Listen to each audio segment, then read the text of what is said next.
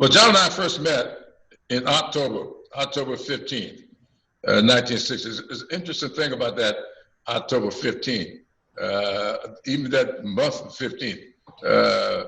John and I had been up in Raleigh, North Carolina, in the spring of that year.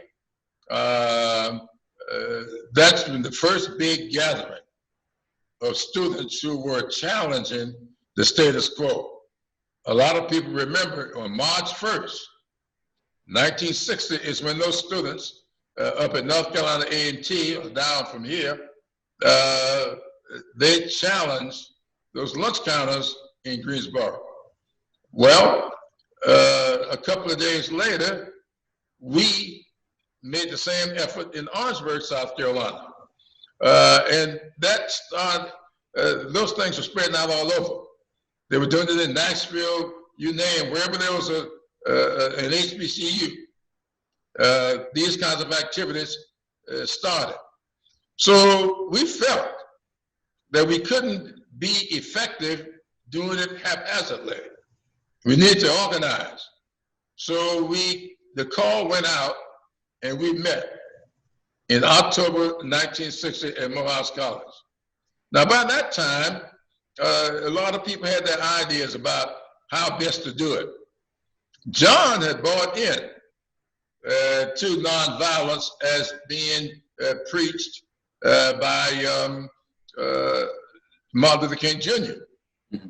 Well, as you can imagine, there were some among us who felt that that wasn't the way to go. I don't know what we thought we were going to do with violence. We saw what happened. Sooner, wasn't too long before the violent proponents took SNCC and kicked John out as chairman. John was elected chairman of SNCC in 1963. Now that first meeting, the memorable thing about that first meeting was when this disagreement boiled over, Martin Luther King Jr. came down to the campus to meet with us. And we went into a meeting around 10 o'clock in the evening, supposedly for an hour. We didn't come out of that meeting till almost 4 o'clock the next morning. That's when I had my Saul to Paul transformation. And that to me was the most memorable, one of the most memorable weekends of my entire life. So John and I, after SNCC got taken away, I was up in South Carolina and I was chairing the voter education project in Charleston, South Carolina. John was the rector of this, he went to work for the Southern Regional Council, and a spin out from the Southern Regional Council was the voter education project. And John became director of that. And we were going all over the South, registering people to vote. And at the time they walked across that bridge in 1965, only 2% of black people in Alabama were registered to vote. And the reason was because you had to pass a literacy test. And guess what some of the questions were? How many jelly beans are in that jar? How many bubbles are in a bar of soap? That's the way we were treated. Our parents and grandparents were treated when they wanted to vote for their government. That's the kind of stuff that incensed John. And John set out to do something about it. And he did, brother, he did. Sure did. So that first meeting at Morehouse, that's the one, I think was that the one when Marion Barry was there? Yes, Marion was there that night, the Mitchell brothers, yeah. The ones I really remembered, Mitchell brothers up in Baltimore, two of them at that meeting. John Lewis, there were folks from almost every college and university. There were about 7 of us from Orangeburg, South Carolina State, and Claflin, and some other noted people. James Bevel was there, Diane Nash. They were down at Fisk in Nashville. So people from all over were there. And this grew out of what happened at the lunch counter sit-in earlier that year, as you were saying, in Yes. North Carolina. Now, you all, was it before or after that first meeting in Morehouse, you and others were involved in some actions in South Carolina, weren't you? Yeah. One was before. March 1960 is when I went to jail the first time. And of course, something good came out of that. That was the day I met my wife. Right. We met in jail on March 15th, 1960. And that was before we went down to Morehouse in October of 1960. And then after that, it's when we started challenging some of these laws. Because, they were locking us up for trespassing. You couldn't be trespassing in the 5 and dime store when you sit down at the lunch counter and you weren't trespassing to buy school supplies. So they changed a lot of the laws around the South, and they came up with something called breach of the peace.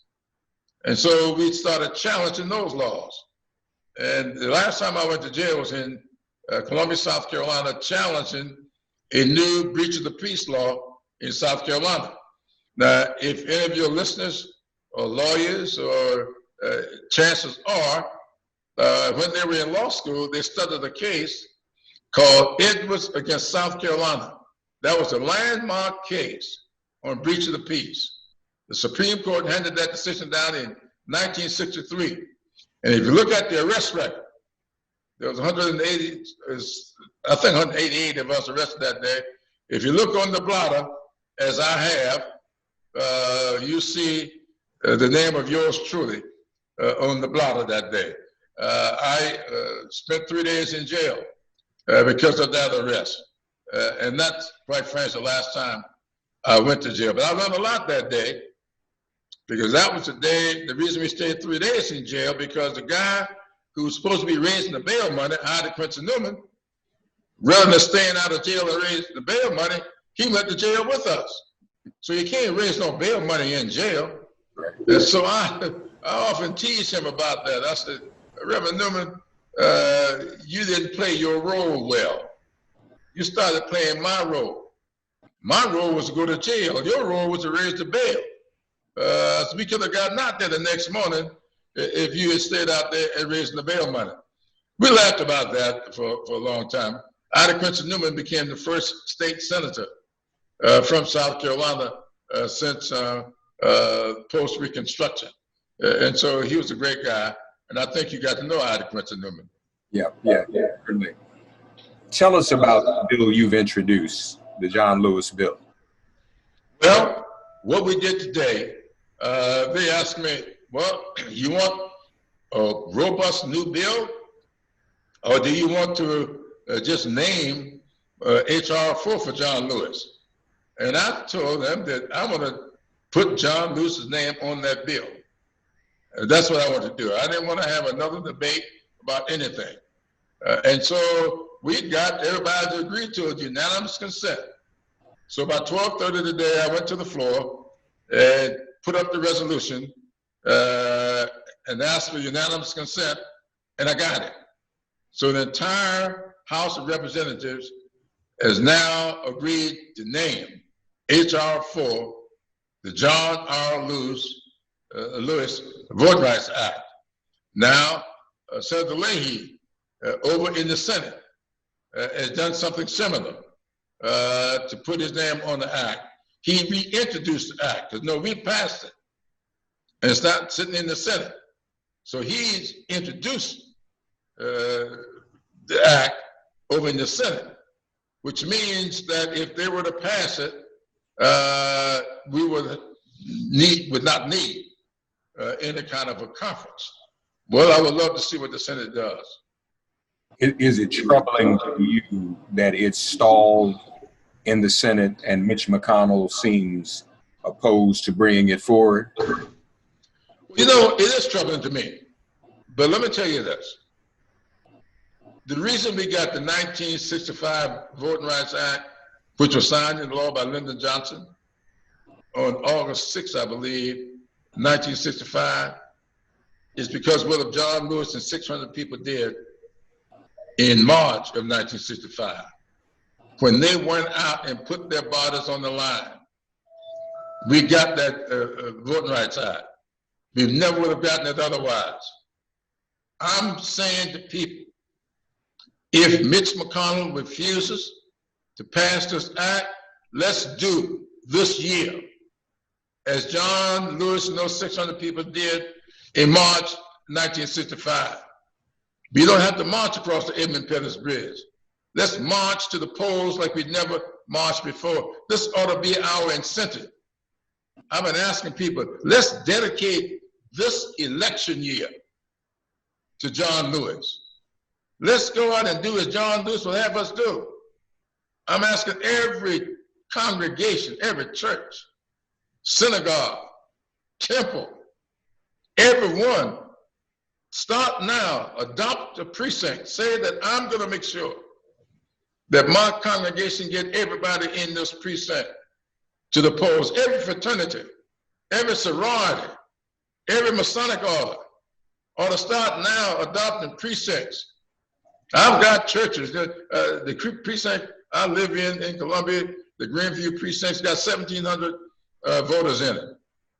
We've divided those voters up, and we've given churches, 10 different churches, giving them a list of precinct, people in the precinct. We want you all to make sure this congregation get everybody on this list to the polls on election day. We can do this, and we can turn out a vote like we've never seen before. I talked to Andy Young earlier today, and he was telling me when he ran for Congress, it rained all day. And he thought surely he wasn't going to be able to win, but he got 74, he got the vote because 74% of the African Americans in that district voted. Now what's been happening now is we coming in at 40% and 50%. If you start voting 75 and 80%, and there's no reason for us not to vote 95 to 100%, yeah, we'll win these elections and we'll have a new Senate. So if the Senate does not pass it, let's get a new Senate.